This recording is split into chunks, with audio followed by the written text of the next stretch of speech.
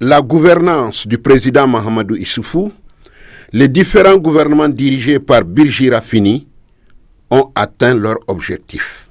Oui, ils ont atteint leur objectif, quoi que disent les détracteurs de mauvaise foi, car les résultats sont là, palpables. N'ayons pas peur de le clamer à corps et à cri.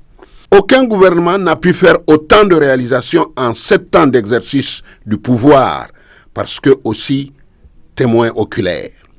Après l'hôpital de référence, la centrale de Gorubanda, Niamey-Niala avec ses échangeurs, l'embellissement des ronds-points de Niamey, les 70 km de route bitumée, Niamey sera encore plus coquette, plus Niala, avec la construction des hôtels de grand standing et la voie express qui reliera l'aéroport international au centre-ville. Les premières pierres de l'hôtel présidentiel et de l'aéroport international ont été posées jeudi et vendredi dernier. L'aéroport international de Niamey, il finira dans 1 an. Un aéroport ultra moderne avec un pavillon présidentiel, des salons ministériels et diplomatiques. Certains passagers, pour la première fois de leur vie, pourront monter et descendre les 2 niveaux du bâtiment comme à Paris, Londres, New York, Dubaï ou Istanbul par des ascenseurs ou des escaliers mobiles plus connus sous le nom d'escalator. Et ce n'est pas tout. Au lieu de 2 ou 3 avions pour stationner actuellement, c'est une vingtaine d'avions gros porteurs qui pourront stationner. Coût des investissements, 101 milliards de francs CFA. L'hôtel présidentiel, qui va bientôt pousser en face du majestueux siège de la SONIDEP, disposera de toutes les commodités. Un hôtel 5 étoiles, avec environ 200 chambres, un restaurant gastronomique, 3 salles de réunion, un centre d'affaires, une piscine normative et un parking.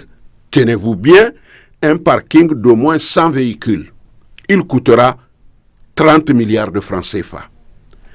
Dans 15 mois, Niamey peut accueillir les grands de ce monde, qu'ils soient chefs d'État, président de la République ou même souverains. En clair, cela veut dire que le président Trump d'Amérique ou la reine d'Angleterre peuvent être accueillis ici à Niamey dans 15 mois. L'aéroport international et l'hôtel présidentiel, qui vont coûter 131 milliards de francs CFA, entrent dans le cadre du partenariat public-privé. Le maître d'œuvre est la société turque Souma.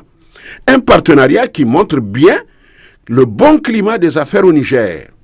Le chef de l'État, malgré la persistance des menaces terroristes, a su convaincre par sa diplomatie économique de nombreux opérateurs économiques étrangers à venir investir au Niger.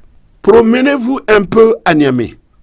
Amusez-vous à compter les hôtels qui poussent, les kiosques, les petites et moyennes entreprises qui se créent, les chantiers qui se dressent ça et là. Vous serez édifiés. Tous ces changements sont à mettre à l'actif de la détermination du président Issou Mahamadou à créer une classe moyenne à développer le Niger. La cerise sur le gâteau sera l'organisation d'un sommet des chefs d'État africains ici à Niamey. Il pourra discuter avec ses homologues des problèmes du continent et surtout célébrer l'entrée en vigueur de la ZLECAf dont il est le champion. Une idée géniale, une autre opportunité pour montrer la capacité du Niger à accueillir toute l'Afrique. C'est là un engagement fort, parce que Zaki a toujours assumé ses ambitions pour le Niger. Engagement fort parce que son souhait est que le Niger soit parmi les 50 pays les mieux gérés du monde.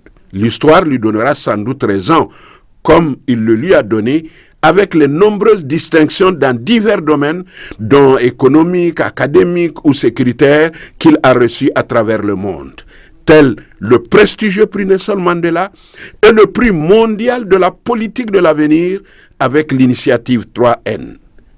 Les différents succès du Niger sur le plan international donnent à espérer.